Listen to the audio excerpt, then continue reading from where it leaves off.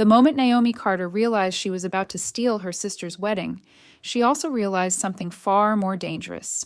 The blind groom waiting at the altar might not be blind at all. White roses bloomed like accusations around the Monterey estate, and somewhere between the bridal suite and the ceremony, Naomi stopped being herself and became the most elaborate lie her family had ever told. They thought they were trading one sister for another. They didn't know the man in the dark glasses had been watching them all along. Naomi stood in the bridal suite, her fingers trembling against ivory silk that didn't belong to her, while her older sister Brielle paced the room like a predator trapped in a gilded cage. Panic had turned Brielle's face sharp and cruel, twisting her beauty into something desperate. I can't marry him," Brielle hissed, her voice low and venomous. "He's blind, Naomi. Do you understand what that means?" Naomi understood perfectly. It meant Brielle's beauty, the only weapon she'd ever wielded, was useless. It meant Ryu Min-seok, the rumored heir to a powerful Korean crime syndicate, would never see her the way she needed to be seen. And Brielle would rather sacrifice anyone, even her own sister, than become invisible. But downstairs, the sound of luxury sedans echoed through the courtyard like a countdown. The Mafia delegation had arrived, and the Carter family fortune, already drowning in lawsuits and debts that whispered through marble halls, hung by a thread that only this wedding could secure. "He won't know," Brielle said suddenly, her eyes calculating. "We're the same height, same build. Under a veil, you could be anyone." The words hung in the air like poison. "Brielle, no."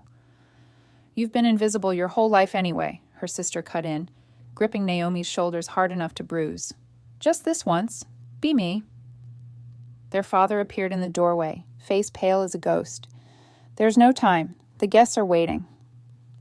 They were forcing her to marry a blind mafia king to save their crumbling empire, but what they didn't know, what none of them knew, was that the man at the altar had been testing them all along, and Naomi was about to become the only one who passed.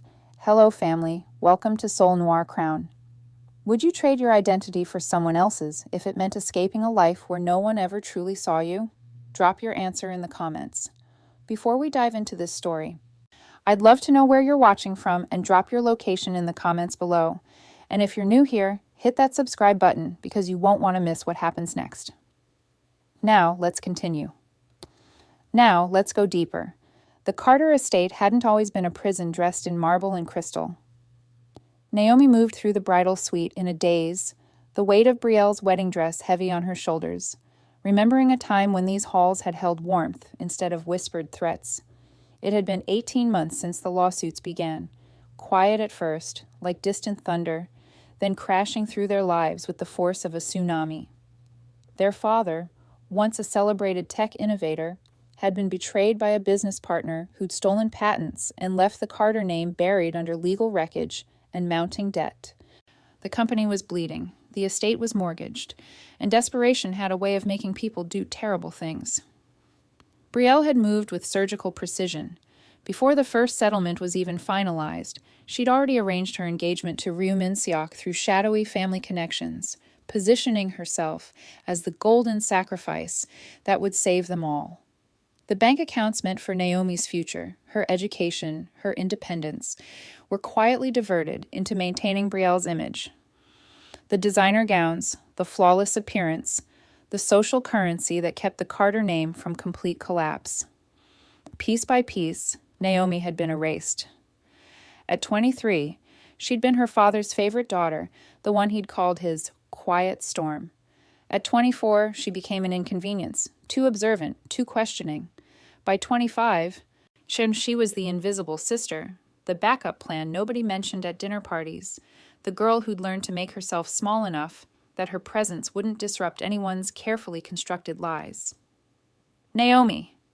Vanessa, their stepmother, swept into the room, her eyes cold and sharp as broken glass. "Stop stalling. The ceremony is starting, and if you ruin this, if you cost us this alliance, you'll have nowhere to go. Do you understand me?"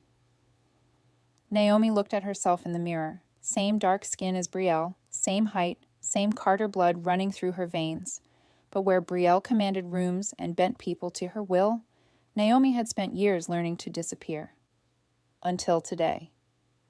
Brielle extended the veil with shaking hands. "One ceremony, Naomi, that's all. Just walk down the aisle and say the words. He'll never know the difference." But as Naomi lifted the delicate lace to cover her face, something cold and certain settled in her chest. This wasn't just about saving the family. This was about survival. Hers, theirs, and the terrible bargain being struck with a man whose blindness was whispered about in the same breath as his brutality. Ryu Min-suk, the youngest head of a Korean crime family, a king who ruled from darkness, powerful, dangerous, damaged. They'd told her he was blind from an incident no one would name, that he was ruthless despite, or perhaps because of, his disability, that marrying him was like signing a contract in blood. As the sun dipped below the Monterey cliffs, casting the estate in shades of gold and shadow, Naomi understood the true theft. Brielle hadn't just stolen her identity for a day, and she'd stolen the possibility that Naomi might ever be chosen for herself, that someone might look at her, really look, and see something worth keeping. The afternoon light painted long shadows across the marble floors, and Naomi realized with brutal clarity she was the sacrifice, the invisible daughter, the one whose life could be traded like currency because no one had ever asked what she wanted. She descended the stairs toward the ceremony, her heart pounding against her ribs like a caged bird. What Naomi didn't know, what none of them knew, was that the man waiting at the altar had orchestrated his own test, and every assumption they'd made about his blindness was about to shatter like crystal against stone. 3 weeks earlier, the engagement dinner had been held in the Carter Estate's grand dining room, a carefully staged performance of civility over a foundation of desperation. Naomi had been relegated to the shadows, seated at the far end of the table where the light from the chandelier barely reached, while Brielle occupied center stage in a crimson dress that cost more than most people's monthly rent. Ryu Min-seok had arrived precisely on time, flanked by 2 silent men in dark suits who moved like wolves dressed in silk. But it was Ryu himself who commanded the room without saying a word. He was tall, taller than Naomi had expected, his frame impeccable in a charcoal suit that looked custom-tailored to perfection. Dark glasses shielded his eyes, and now reflecting the candlelight in a way that made them look less like a medical necessity and more like a deliberate barrier. His hand rested lightly on an ebony cane, fingers relaxed, not gripping, but merely acknowledging its presence. There was nothing helpless about him, nothing diminished. He moved through the introductions with quiet precision, his head tilting slightly when people spoke, as though cataloging their voices in some internal registry. When he shook hands with Naomi's father, his grip was firm, controlled, the handshake of a man who knew exactly how much pressure to apply. "Mr. Carter," Ryu said, his voice low and measured, carrying the faintest trace of a Korean accent. "Thank you for your hospitality." "The pleasure is ours," her father replied, desperation coating every syllable like cheap cologne. Brielle had performed beautifully, laughing at appropriate moments, touching Ryu's arm with practiced elegance, describing the meal in unnecessary detail as though he were a child who needed the world explained to him. Ryu had responded with polite nods, his expression unreadable behind those dark glasses. But Naomi had watched from the shadows, and she'd noticed something the others missed. When the server approached from Ryu's left carrying a crystal water pitcher, Ryu's head had turned a fraction of a second before the man spoke. When Brielle gestured dramatically, her bracelet catching the light, Ryu's jaw had tightened almost imperceptibly, as though the flash had registered somewhere behind those opaque lenses. Too quick, too aware. Halfway through dinner, one of Ryu's security detail had whispered something urgent in Korean. Ryu stood smoothly, his cane finding the floor with quiet confidence. "Excuse me for a moment." Brielle had continued chattering with Vanessa, too absorbed in her own performance to notice, but Naomi had seen Ryu pause near the doorway, his cane extended, but his posture too straight, too certain of the space around him.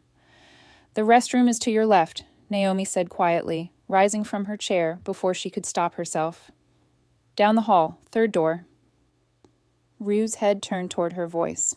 For a long moment he said nothing, and Naomi felt the weight of attention she couldn't see, but could somehow feel.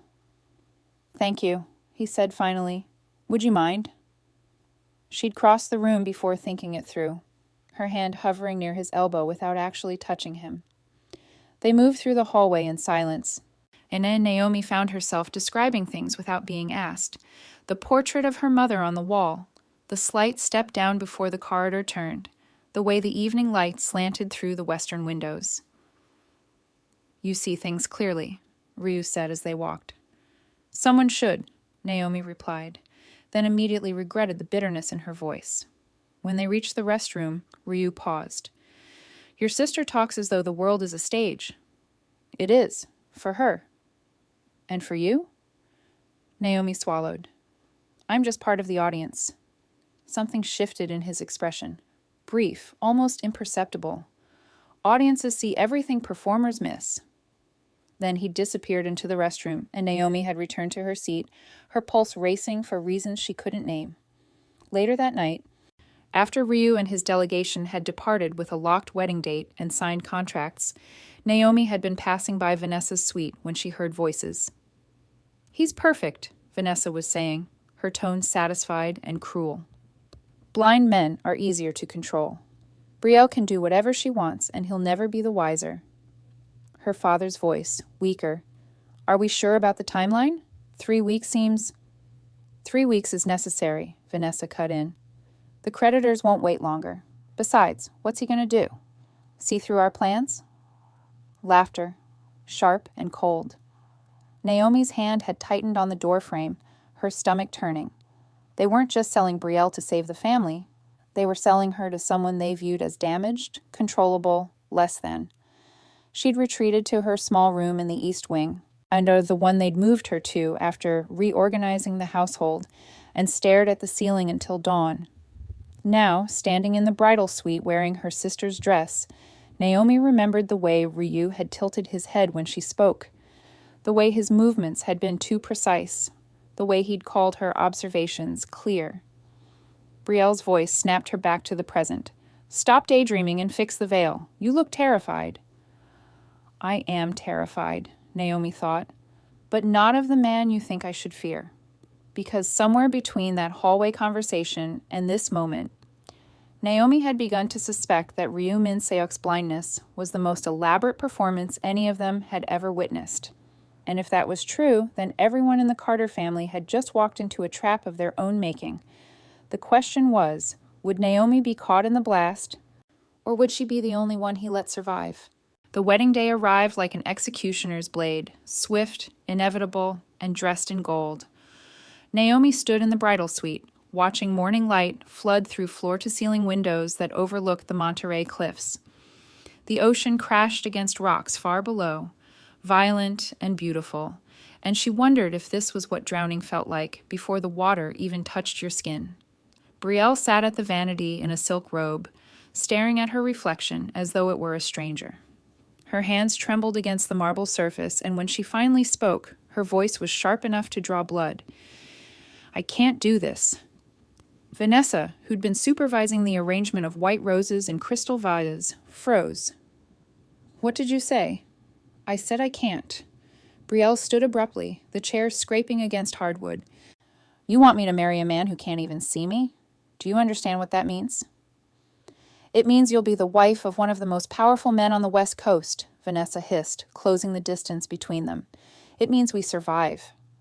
You survive, Brielle shot back, her perfect composure cracking like porcelain under pressure. I get trapped in a marriage where my own husband won't know if I'm in the room, where I'll never be admired, never be seen. I didn't spend 27 years perfecting myself to become invisible. Naomi stood near the window, forgotten as usual, her stomach twisting into knots. Outside, luxury sedans were already pulling through the estate gates, black and sleek as sharks circling prey. The Mafia delegation had arrived early. Their father burst into the room, his face the color of old snow. They're here, and Ryu's security team is doing a sweep of the grounds. We have less than an hour.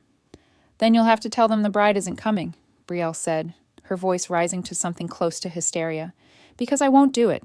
I won't marry a broken man who can't appreciate what he's getting. The slap echoed through the suite like a gunshot. Vanessa's hand hung in the air, her eyes blazing. You selfish, stupid girl. Do you know what happens if you back out now? The contract is signed. The debt forgiveness is conditional on this marriage. If you refuse, they'll come for everything, their father finished, his voice hollow. The house, the company, and that's if we're lucky. These aren't people who accept embarrassment gracefully, Brielle. These are people who make examples. Silence filled the room like poison gas. Then Brielle's gaze slid toward Naomi, calculation replacing panic in her eyes. We're the same height, same build, same skin tone. No, Naomi whispered, understanding blooming like ice in her chest. Under a veil, he won't know the difference, Brielle continued, her voice gaining strength from desperation. He's never met me without handlers present. The engagement was arranged through intermediaries. We've been careful about photos. Brielle, you can't be serious. She's right, Vanessa cut in, her mind already racing through logistics. It could work, just for the ceremony. Once the marriage is legal, we can what? Naomi's voice cracked. You think you can just swap us back later like we're interchangeable parts? Her father wouldn't meet her eyes. Naomi, please. Try to understand. I understand perfectly. Naomi's hands clenched into fists. You want me to give up my name, my identity, my entire life because Brielle decided at the last second that she's too good for the deal you made. You've always been invisible anyway, Brielle said quietly, and the cruelty of it was almost casual. At least this way, you'd matter. You'd be doing something important instead of just existing in the margins. The words hit like physical blows, each one landing exactly where Brielle knew it would hurt most. Naomi looked at her sister, the one who'd stolen her inheritance, her future, her place in their father's heart, and saw nothing but beautiful, entitled desperation. Outside, car doors slammed. Voices echoed through the courtyard, speaking in Korean and English. The sound of power that didn't ask for permission. They're positioning security, her father said, his voice shaking. If we don't produce a bride in the next 30 minutes, someone will die, Naomi finished for him. She'd heard the stories, read between the lines of news articles about the Korean crime families that controlled half the city's underground economy. They didn't tolerate disrespect, they didn't accept refusal, and her family had just trapped themselves in a contract with the devil. She looked at Brielle, at Vanessa, at her father, who'd once called her his quiet storm but now couldn't meet her gaze. They would let violence come to this house rather than admit their mistake. They would watch people die rather than face the consequences of their own greed. Fine, Naomi heard herself say. I'll do it. Brielle's relief was immediate and nauseating. Thank you. God, Naomi, thank you. Don't. Naomi's voice was ice. Don't thank me, and don't ever pretend this was anything other than what it is. She crossed to the wedding dress, ivory silk and delicate lace, custom made for a woman who just traded her own sister to avoid discomfort. Vanessa began unfastening the buttons with shaking hands, and Naomi stood still as a statue, letting them dress her like a doll. The veil came last, delicate as spider silk, heavy as a shroud. In the mirror, she looked exactly like Brielle. Same face, same build, same Carter blood running through veins that suddenly felt too small for the rage building inside them. Remember, Vanessa whispered, adjusting the veil one final time. You're Brielle. Walk like her. Talk like her. I be her. Naomi met her own eyes in the reflection, the only part of her still visible beneath the lace. Be her, she thought. Become invisible one more time. Disappear into someone else's life because yours was never valuable enough to protect. The ceremony music began, floating up from the grand staircase like a funeral march. Naomi turned toward the door, her heart pounding a rhythm that felt like warfare. She descended the stairs alone, each step carrying her further from the life she'd known, and closer to a man who'd been described to her in whispers. Dangerous, powerful, blind. But as the staircase opened onto the ceremony space and she saw Ryu Min-seok standing at the altar in his black tuxedo, dark glasses reflecting the sunset, something shifted in her chest. He stood perfectly still, his cane resting lightly in one hand, his posture straight as a blade, waiting. And for the first time in her life, Naomi wondered if being invisible might finally work in her favor. Because if Ryu Min-seok truly couldn't see, then maybe, just maybe, She could survive this. The question was, did she want to? The ceremony was held on the grand staircase landing, where the Monterey coastline stretched beyond floor-to-ceiling windows like a painting designed to make humans feel insignificant. Guests filled the space in designer gowns and tailored suits, their whispers forming a low hum of anticipation and barely concealed curiosity. Naomi moved through the golden evening light in a dress that wasn't hers, toward a future that wasn't supposed to be hers, and every step felt like walking deeper into a trap she couldn't see. Then she reached the altar, and everything else disappeared. Ryu Min-seok stood waiting in perfect stillness, his black tuxedo fitted with a precision that suggested nothing in his life was left to chance. Dark glasses shielded his eyes, but his posture was anything but vulnerable. Shoulders back, spine straight, and his presence filling the space like pressure before a storm. His hand rested on an ebony cane, but the way he held it felt less like dependence and more like he was holding a weapon in its sheath. When Naomi stopped before him, something shifted in the air between them. His head tilted slightly, and she watched his chest expand as he drew in a slow, deliberate breath. "You smell like jasmine and rain," he said quietly, his voice pitched for her ears alone. Naomi's heart stumbled. Brielle wore sharp florals, expensive perfumes that announced her presence before she entered a room. But this morning, Naomi had dabbed jasmine oil on her wrists to steady her nerves, a habit from childhood that had nothing to do with the woman she was supposed to be. She started, but the priest had already begun. The ceremony proceeded with ritualistic precision. Words were spoken, promises made in English and Korean, binding two families together through contracts that had nothing to do with love and everything to do with survival. When it came time for vows, Ryu spoke clearly, his Korean accent lending weight to each syllable. "I vow to see you," he said, and the irony should have been cruel, but somehow wasn't. "To know you as you are, not as others wish you to be." Naomi's breath caught. The words felt aimed, deliberate, as though he were speaking in code only she could understand. Her own vows trembled out of her, and she heard the shake in her voice, the nervousness Brielle would never show. "Move like her," Vanessa had hissed. "Be her." But Naomi had never learned how to perform confidence she didn't feel. When Ryu slipped the ring onto her finger, his thumb brushed across her pulse point and lingered. Not fumbling, not searching, measuring, as if he were reading something in the frantic rhythm of her heartbeat, cataloging the way fear and something else pulsed beneath her skin. His fingers were warm, controlled, and they held her hand a fraction of a second longer than necessary. The crowd applauded. The priest pronounced them married. The deal was sealed. And Naomi had just become someone else's wife, wearing her sister's name like a costume. The reception glittered with crystal and champagne, a carefully orchestrated performance of wealth and power. Naomi watched from beside her new husband as guests offered congratulations that felt more like condolences, their eyes sliding over her with polite disinterest. But it was Ryu who commanded her attention. He moved through the reception with fluid precision, navigating the space as though he'd memorized every angle and corner. When someone approached from his left, he turned toward them before they spoke. When a server passed too close, he adjusted his position without hesitation. Too smooth, too aware. During dinner, he reached for his wineglass without fumbling, his fingers finding the stem on the first attempt. He cut his food with perfect precision, the knife never scraping against the plate. Blind men don't move like that, Naomi thought, her pulse quickening. They don't know exactly where everything is before they touch it. When the first dance was announced, Ryu stood and offered his hand. "Shall we?"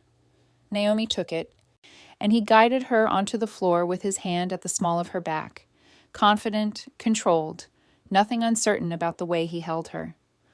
The music swelled, something classical and sweeping, and they began to move. He led perfectly, his steps measured and sure, and Naomi found herself following instinctively. They turned slowly beneath the chandelier light, and she could feel the weight of eyes watching them. Her family, his security team, guests who'd come to witness the spectacle of a blind Mafia heir claiming his bride. Then Ryu leaned closer, his mouth near her ear, and spoke in a voice only she could hear. "You're not Brielle." Naomi's feet faltered. Her breath stopped. I don't know what you mean." The music continued. They kept moving, but something fundamental had shifted between them. "No, you breathe when you're nervous," he said quietly, his hand tightening slightly at her waist. "She holds her breath. You walk like you're grateful to borrow space. She walks like the world owes her room." Panic flooded Naomi's chest. "Please?" "You described sunsets to me at the engagement dinner," Ryu continued, his tone almost conversational despite the devastation of his words. "You adjusted my path without making it obvious. You spoke to me as though I could see every expression you made." "I was just being kind," he finished. "You were being kind. Brielle was performing. There's a difference." Naomi's vision blurred. "Why are you doing this?" The music began to fade, the dance ending, but Ryu held her in place for one more moment. "Because I chose you," he said simply. Then he released her, and stepping back with perfect timing as applause rippled through the ballroom. He offered his arm, and Naomi took it on instinct, her mind reeling. He knew. The entire time, he knew. The rest of the reception passed in a haze of forced smiles and empty conversations. Naomi felt like she was drowning in expensive champagne and whispered lies, watching her sister glare from the mezzanine, watching her parents pretend everything had gone according to plan. As the final toast was raised, Ryu leaned toward one of his security detail and spoke quietly in Korean. Then he turned to Naomi. "I've requested privacy in the West Terrace Lounge, immediate family only." Her father's face went pale. "Is something wrong?" Ryu's expression behind those dark glasses remained unreadable. "I believe we have things to discuss." Naomi's hands went cold. Whatever game had been playing out beneath the surface of this wedding was about to end. And she had a terrible feeling that when Ryu Min-seok finally removed his mask, everyone in the Carter family was going to wish they'd chosen honesty over deception. The West Terrace Lounge was all glass and ocean wind, suspended over the cliffs like a room built for confessions. Naomi entered behind Ryu, her heart hammering against her ribs as the doors closed with a quiet click that sounded like a cell locking. "Immediate family only," he'd said. Her father and Vanessa stood near the windows, their faces masks of forced calm. Brielle lingered by the bar, her fingers wrapped around a champagne flute, like it was the only thing keeping her upright. Two of Ryu's security detail positioned themselves at the exits, silent, stone-faced men who looked like they'd been carved from violence and discipline. The ocean hummed against the glass, a constant reminder that they were very far from help. Ryu stood in the center of the room, his cane resting lightly in his hand, his posture absolutely still. Then, with deliberate slowness, he reached up and removed his dark glasses. The room inhaled as one. His eyes weren't cloudy. They weren't unfocused or damaged or lost in the middle distance the way blind eyes were supposed to be. They were sharp, calculating, fully, terrifyingly aware, and they were looking directly at Brielle. "You!" Brielle stumbled backward, her champagne flute slipping from her fingers and shattering against marble. "You said you were blind. Everyone said—" "I said nothing," Ryu replied, his voice calm as deep water. "You assumed." The silence that followed was the kind that preceded earthquakes. Naomi felt the ground shift beneath her feet. Every conversation, every moment from the past 3 weeks suddenly reshaping itself in her mind. The way he'd moved too precisely, the way he'd responded too quickly, the way he'd known things he shouldn't have been able to know. "For 2 years," Ryu continued, his gaze sweeping across the room with surgical precision, "your family, along with half the city's elite circles, believed I was blind due to an incident during a territorial dispute, a convenient rumor. One I did nothing to correct." Her father's face had gone the color of old parchment. "But the medical reports were carefully constructed," Ryu said. "By doctors who understand that information is the most valuable currency in my world." He turned toward Brielle, and there was something predatory in the movement, controlled, deliberate, like a wolf finally showing its teeth. "You called me damaged," he said quietly, pathetic. a burden who should be grateful anyone would marry him. Brielle's face drained of color. You did. His voice remained calm, but something cold flickered behind his eyes. At the engagement dinner, you whispered to your mother in the powder room. You assumed I couldn't hear you through the door. You were wrong. Vanessa stepped forward, her voice sharp with desperation. This deception, it invalidates the contract. Does it? Ryu tilted his head. Show me where the contract specifies my medical condition. Show me where it states I must remain disabled for the marriage to be valid. Silence. The debt forgiveness was contingent on marriage to a Carter daughter, he continued. That contract has been fulfilled. What you believed about my capabilities is irrelevant. Then something shifted in the room. A change in air pressure, in possibility. Ryu's hand released the cane. It remained standing, unbalanced perfectly on its tip. Then he stepped away from it. 1 step, 2, 3. His movements were fluid, powerful, absolutely certain. He walked toward the windows with the controlled grace of someone who'd never needed assistance, never stumbled, never doubted where his body was in space. The cane remained upright behind him, untouched, like a prop from a performance that had just ended. "My God," her father whispered. Ryu turned to face them fully, and Naomi realized with stunning clarity that this was what power looked like when it stopped pretending to be anything else. Not loud, not aggressive, just absolute. "I required a wife," he said, his voice cutting through the shocked silence. "Not for image, not for heirs, for alliance, but more than that, I required loyalty." His gaze found Naomi across the room, and she felt pinned by it, examined, seen in a way that made her want to hide and step forward simultaneously. "I orchestrated the rumor of my blindness to expose betrayal within my own organization," he continued. "People reveal their true character around what they perceive as weakness. I needed to know who would remain loyal when they thought I was vulnerable, who would try to take advantage, who would stay silent when they witnessed treachery." He moved toward Brielle, each step measured and deliberate. It worked. 3 men in my inner circle attempted to undermine my authority. They've been dealt with. The words hung in the air like a threat no one needed explained. "And it exposed something else," Ryu said, stopping directly in front of Brielle. "It exposed exactly what kind of woman had been offered to me as a bride."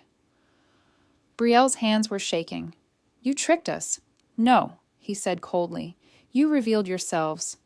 The woman who was supposed to be my wife called me damaged property, complained that I couldn't appreciate her beauty, treated our engagement like a prison sentence." He turned back to Naomi, and his expression softened by the smallest degree. "But you," he said quietly, crossing the space between them, "spoke to me at the engagement dinner as though I could see every expression you made. You described the sunset over the cliffs. You adjusted my path without making it obvious. You never pitied. You never patronized." Naomi's throat tightened. "I didn't know." "You didn't need to know," he interrupted gently. "You treated me with dignity because that's who you are." He reached into his jacket, and Naomi watched her father tense, watched Vanessa step back. But when Ryu's hand emerged, it held only a folder. Legal documents. He handed them to Naomi, and she opened them with trembling fingers. Inside were ownership transfers. The Carter estate. Majority shares of the family company. Bank accounts she didn't know existed, all placed in her name. Naomi Carter Min Seok. The debt was real, Ryu said, but it was not the primary purpose of this marriage. He looked at her father, at Vanessa, at Brielle, who stood frozen by the bar. "I do not marry for decoration," he said. "I marry for partnership." Then came the moment that shattered what remained of Naomi's understanding of the world. Ryu Min-seok, heir to a crime empire, and king of a kingdom built on fear and power, dropped to one knee before her. Not as theater, not as performance, but as a deliberate, calculated gesture. "I will ask once," he said, looking up at her with eyes that saw everything. "Now that you know the truth, now that you understand what I am and what this marriage means, stay by my side because you choose to, not because you were forced." The ocean wind pressed against the glass. The room held its breath. Naomi looked at the sister who'd tried to trade her like currency, at the parents who'd allowed it, at the legal documents that gave her more power than she'd ever imagined having, then at the man who'd built an empire by pretending to be powerless. "You turned the world blind," she said softly. A slow smile curved his mouth. "And you were the only one who saw." Naomi closed the folder, in her decision crystallizing like ice in her chest.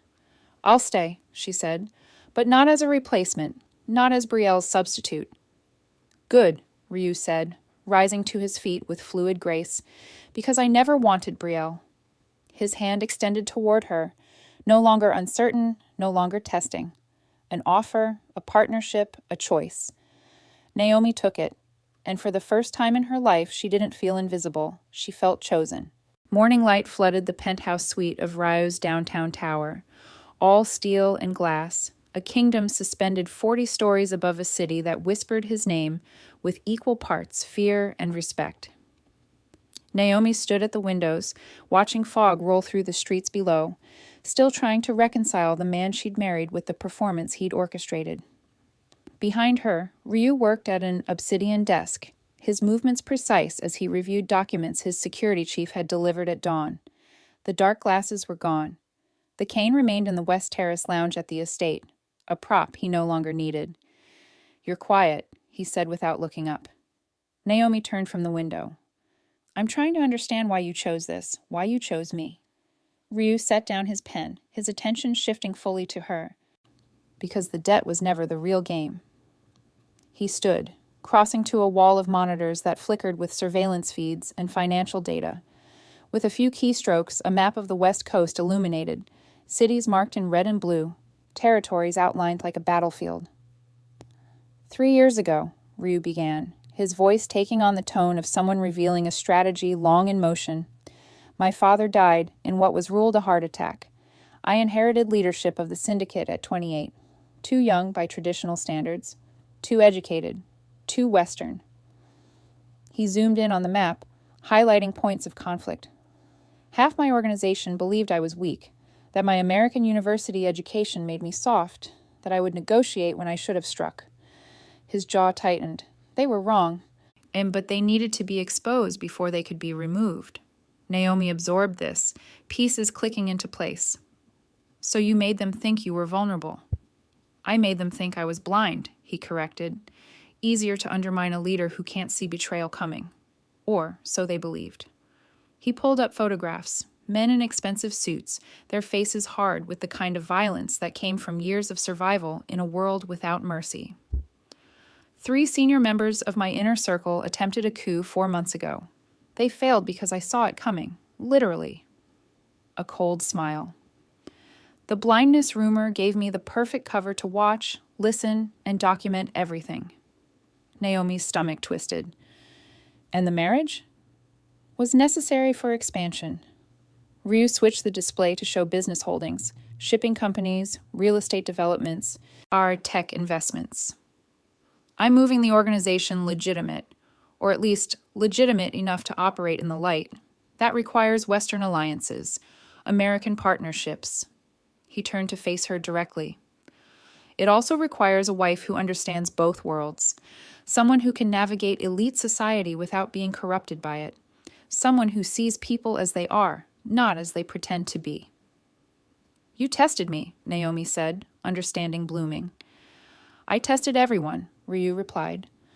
"Your family failed spectacularly, but you—" He moved closer, his gaze intense.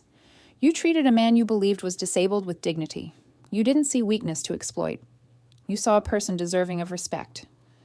Naomi's hands clenched. "That shouldn't be special. That should be basic. In my world, basic human decency is rarer than diamonds." He retrieved the legal folder from his desk, the one containing the ownership transfers. "Which is why I'm giving you this." Naomi had reviewed the documents last night until her eyes burned, still unable to believe what they represented. "The Carter estate is worth $30 million, she said quietly. "The company shares give me controlling interest in a corporation with 200 employees. This isn't a gift. This is strategic trust, Ryu finished. The syndicate is watching me. They need to see that my American wife is not decoration, that she has power, agency, skin in the game. He opened another folder, this one containing corporate structures and shell companies that made Naomi's head spin. Penas, I need a partner who can hold Western assets without triggering the scrutiny my name would bring. Someone who can attend board meetings, negotiate deals, represent our interests in spaces where I'm still seen as a criminal.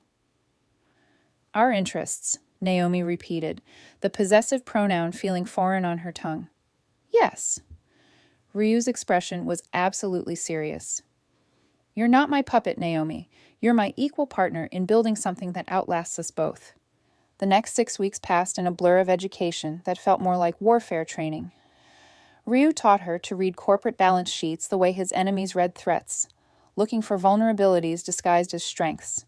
He walked her through syndicate politics, explaining alliances that shifted like sand, old grudges that spanned generations, yet the delicate balance between respect and fear that kept his world from tearing itself apart. She learned which handshakes meant partnership and which meant someone was positioning a knife at your back. She learned that silence could be more devastating than threats.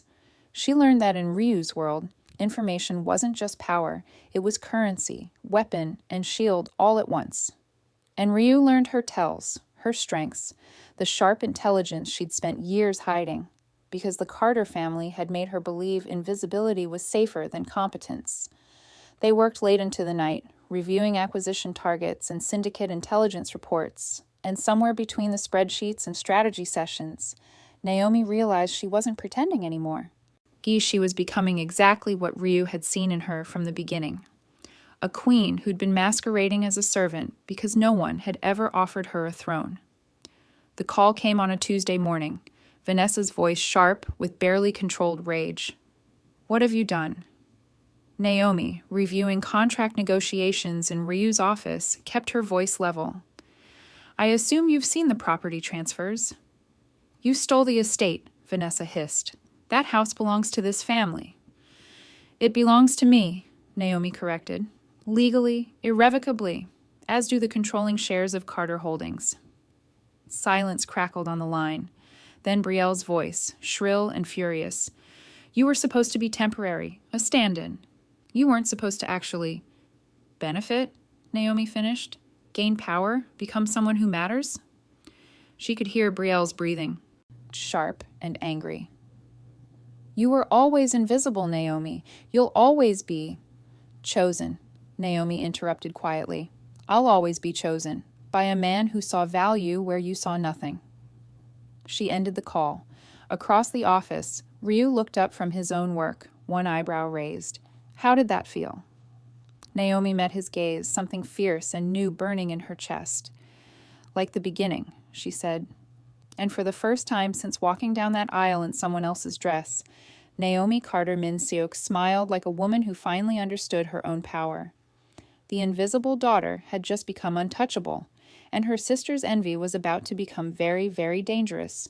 The envelope arrived at Ryu's tower by private courier. Unmarked, expensive stationery, the kind used by people who believe their money bought them immunity from consequences. Naomi found it on Ryu's desk while he was in a meeting with his West Coast operations team. She shouldn't have opened it, but something about the Carter family crest embossed on the back made her fingers move before her mind could stop them. Inside was a single card, written in Vanessa's precise script. The syndicate elders should know the truth about your bride. Ask yourself, did Ryu Min-seok choose a wife, or was he deceived by a desperate girl who exploited a disabled man's vulnerability? Some revelations are best shared in public. Naomi's hands went cold. Below the message was a date, time, and location. The Pacific Summit Charity Gala, 3 days away. The most prestigious event on the West Coast social calendar, where old money met new power and everyone performed civility while sharpening knives behind their backs. She was still holding the card when Ryu entered, his security chief trailing behind him. He took one look at her face and dismissed his guard with a subtle gesture. What is it? Naomi handed him the card without speaking. Ryu read it once, his expression unchanging, then set it aside with the same casual indifference he might show a lunch menu. I wondered when they'd make their move. You knew? Naomi's voice cracked. You knew they were planning something? I suspected. Ryu moved to the bar, pouring 2 glasses of whiskey with steady hands. Your family has been making inquiries. Vanessa reached out to 3 separate syndicate elders over the past 2 weeks, and are requesting private audiences.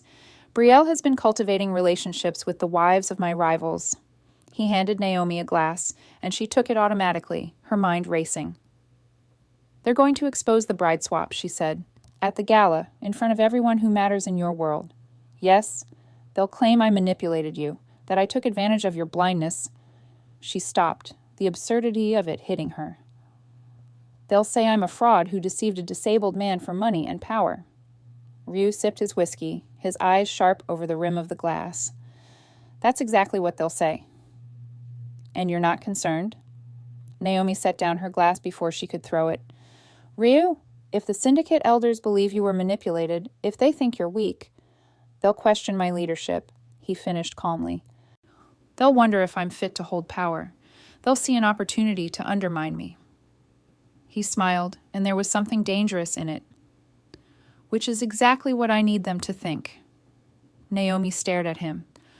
I don't understand. Ryu crossed to his desk, pulling up files on his computer.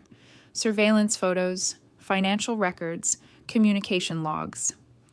The coup attempt 4 months ago wasn't fully resolved.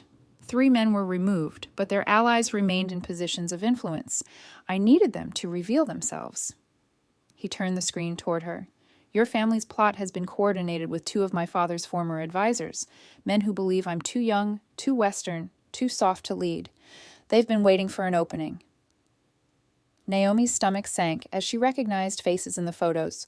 Older Korean men in expensive suits, their expressions hard with the kind of authority that came from decades of violence. Vanessa contacted Elder Park first, Ryu continued, his tone clinical. Offered him information about our marriage in exchange for his support in removing me from leadership. She believes if I'm exposed as having been deceived, the syndicate will force an annulment and she can renegotiate the debt with my successor. That's insane, Naomi breathed. Your successor would be even less forgiving. She's desperate, Ryu said simply. Desperate people make stupid decisions, which makes them predictable. He closed the files and looked at Naomi directly. At the gala, your family will present their evidence. Elder Park and his allies will demand I answer for the deception. They'll frame it as a question of honor. Of whether I'm capable of leading if I can't even control my own household. And then? Ryu's smile sharpened. And then I'll show them exactly what happens to people who mistake strategy for weakness. The next 3 days were a masterclass in controlled chaos. Naomi watched Ryu move pieces across his board with surgical precision. Phone calls made, meetings scheduled, old alliances quietly reinforced. He said nothing about the gala, nothing about the coming confrontation, but his organization moved with the smooth efficiency of a trap being set. On the 2nd day, Naomi received her own message, this one from Brielle, sent via their father's email. You should have stayed invisible, little sister. Some people aren't meant to shine. We're giving you one chance. Walk away from the marriage quietly. Return the estate and company shares. Asen will tell the syndicate you were coerced. Otherwise, we expose everything. Your choice. Naomi deleted the email and said nothing. That evening, over dinner in the penthouse, she broke her silence. They think I'll run, she said quietly.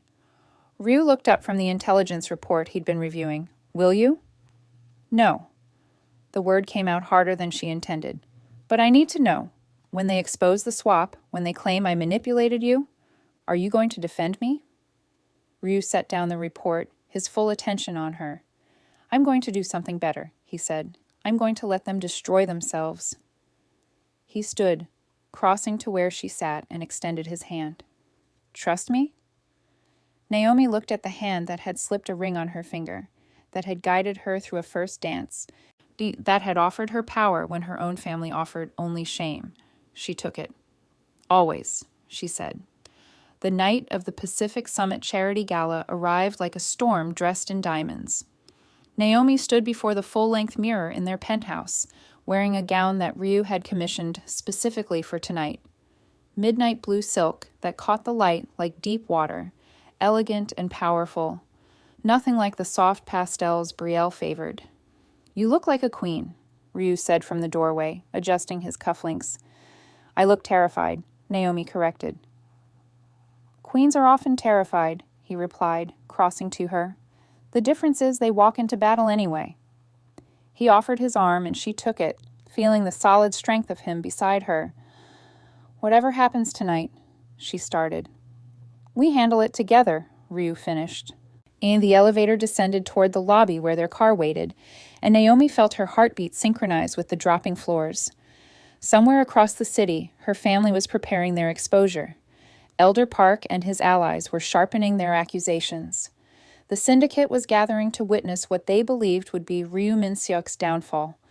But as the elevator doors opened and Naomi stepped into the night beside her husband, she realized something that made her smile. They were all walking into his trap, and she was about to watch a blind king teach the world what it meant to truly see. The Pacific Summit Charity Gala was held in the Grand Conservatory, a cathedral of glass and steel where the city's most powerful gathered to perform philanthropy while negotiating empires. Crystal chandeliers hung like frozen stars above a crowd glittering with diamonds and desperation, where every smile was calculated and every conversation a chess move. Naomi entered on Ryu's arm, her midnight blue gown drawing eyes like a flame in darkness. She felt the weight of attention, the whispers that followed them across the marble floors. Half the room knew who Ryu Min-seok was. The other half pretended not to. "Breathe," Ryu murmured, his hand steady at her back. They moved through the crowd with practiced grace, exchanging pleasantries with tech moguls and old money families, while Naomi's awareness tracked the positions of her family like a soldier marking enemy combatants. Brielle stood near the fountain in ivory silk that cost more than most people's cars, surrounded by admirers who didn't know they were witnessing a woman gambling everything on a single play. Vanessa and her father lingered by the bar, their faces masks of forced calm. And near the grand staircase, Elder Park held court with two other syndicate leaders, older Korean men whose expressions held the kind of patience that came from watching younger men destroy themselves. The trap was set. The auction had just concluded when Brielle made her move. She glided to the center of the ballroom, champagne flute in hand, her voice carrying with the practiced projection of someone who'd spent a lifetime commanding attention. "I'd like to propose a toast," she announced, her smile sharp as broken glass, "to my dear sister, Naomi, and her new husband." The crowd quieted, sensing blood in the water. Ryu's hand tightened fractionally on Naomi's waist, a warning, a reassurance. "Marriage is built on honesty," Brielle continued, her eyes finding Naomi across the room. "On truth and transparency. Wouldn't you agree, sister?" Naomi's heart hammered, but she kept her expression neutral. "Which is why," Brielle said, her voice dropping to something intimate and venomous, "I feel it's only right that everyone here knows the truth about the woman standing beside Ryu Min-seok." Murmurs rippled through the crowd. Vanessa stepped forward, perfectly timed. 3 weeks ago, my stepdaughter Brielle was engaged to Mr. Min-seok, a proper arrangement between families. But on the wedding day, Naomi took my place, Brielle finished, her voice trembling with manufactured emotion. She walked down that aisle in my dress, spoke my vows, deceived a man who couldn't even see her face. Gasps echoed through the conservatory. She exploited his blindness, Vanessa added, her tone dripping false concern. Manipulated a disabled man for financial gain. The estate, the company shares, all obtained through fraud. Elder Park stepped forward from the shadows, his voice carrying the weight of decades. "These are serious accusations. Mr. Min-seok, if what they say is true, if you were deceived in your own marriage, it raises questions about your judgment, your ability to lead." The crowd held its breath.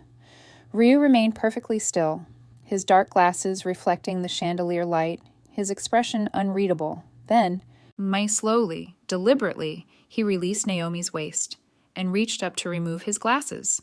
The conservatory went silent as a tomb. Ryu's eyes swept across the crowd, sharp, clear, devastatingly aware. He looked at Elder Park, at Brielle, at every face that had assumed his weakness.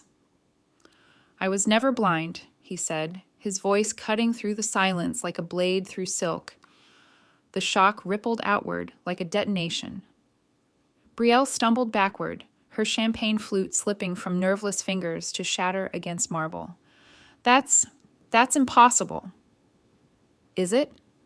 Ryu moved forward, each step controlled and powerful, no trace of uncertainty. "For 2 years, I allowed the rumor of my blindness to spread.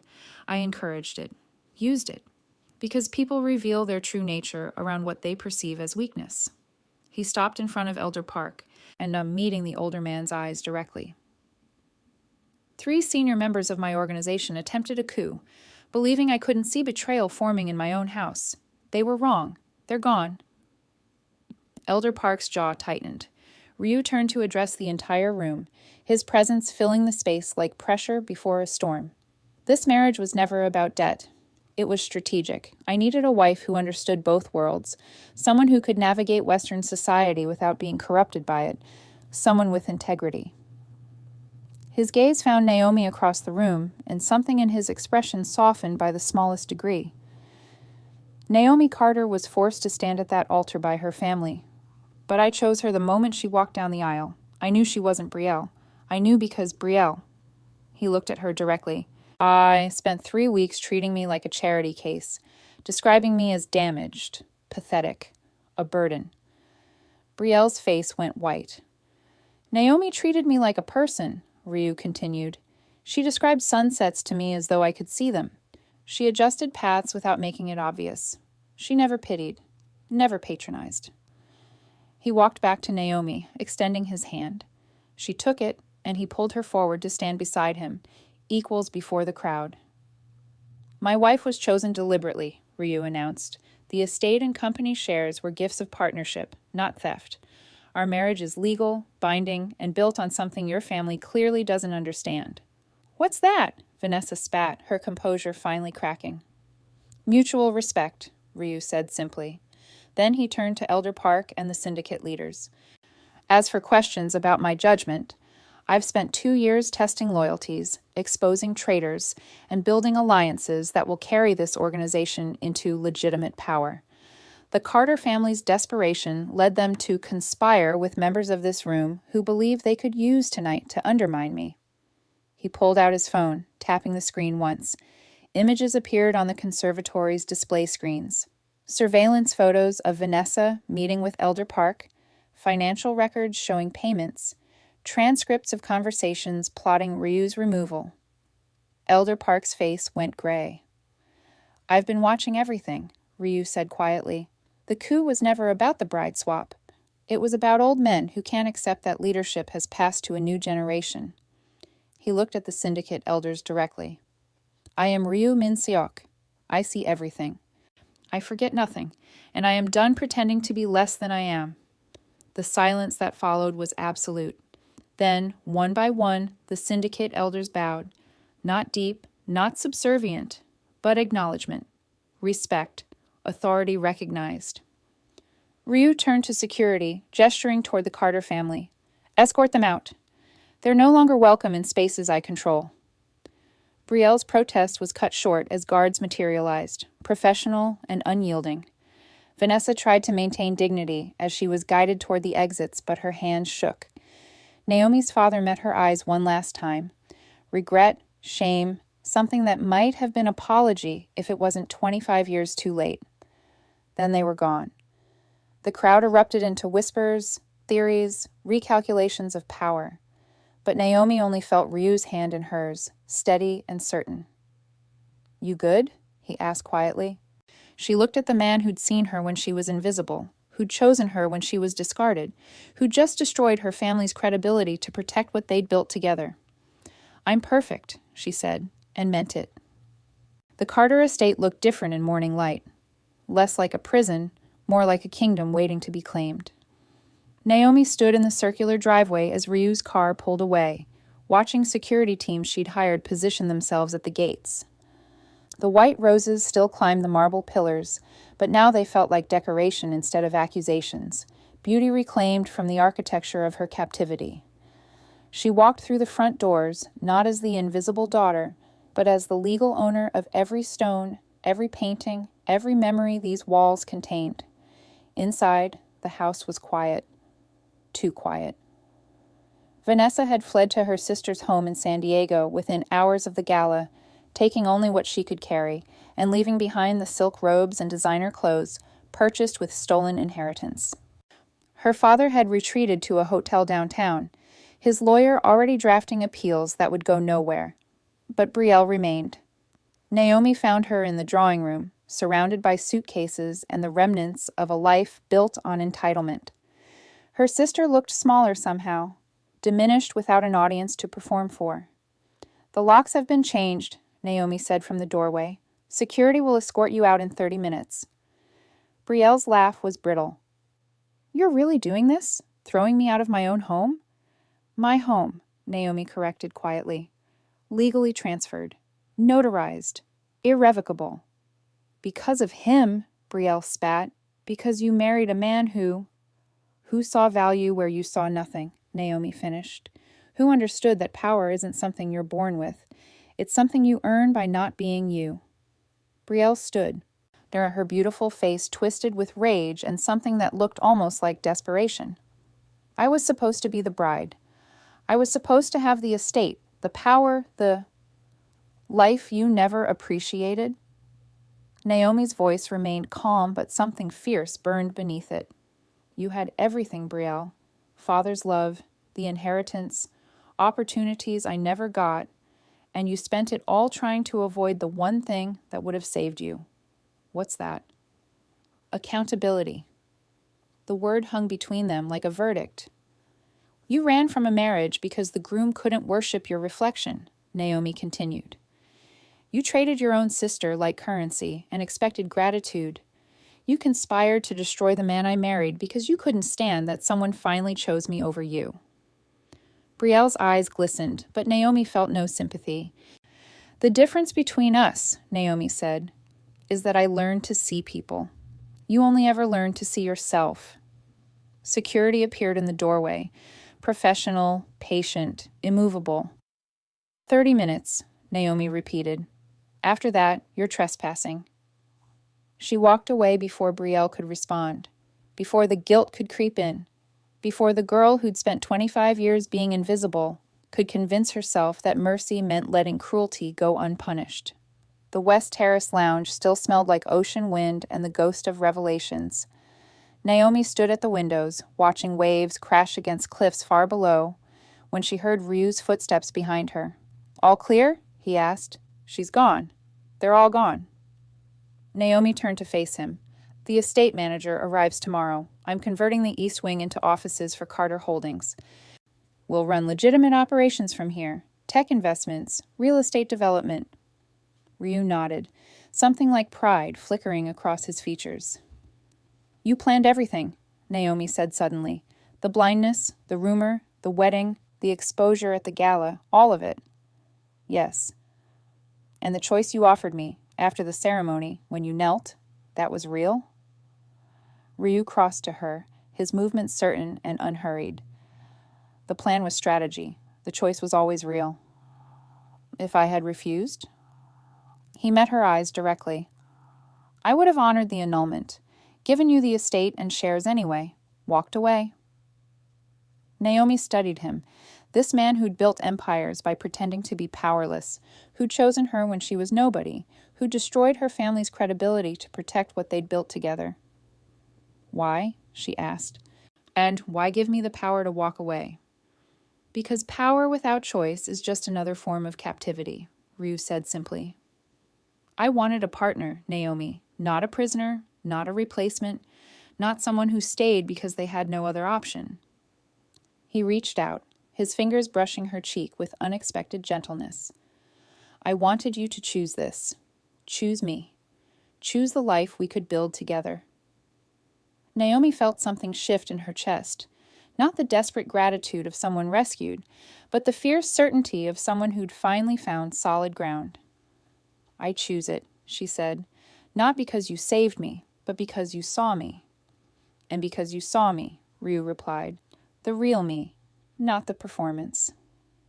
They stood in the fading light, two people who'd spent their lives being underestimated, finally understood. What happens now?" Naomi asked. Ryu's smile was slow, dangerous, full of possibility. "Now we build something that terrifies them all."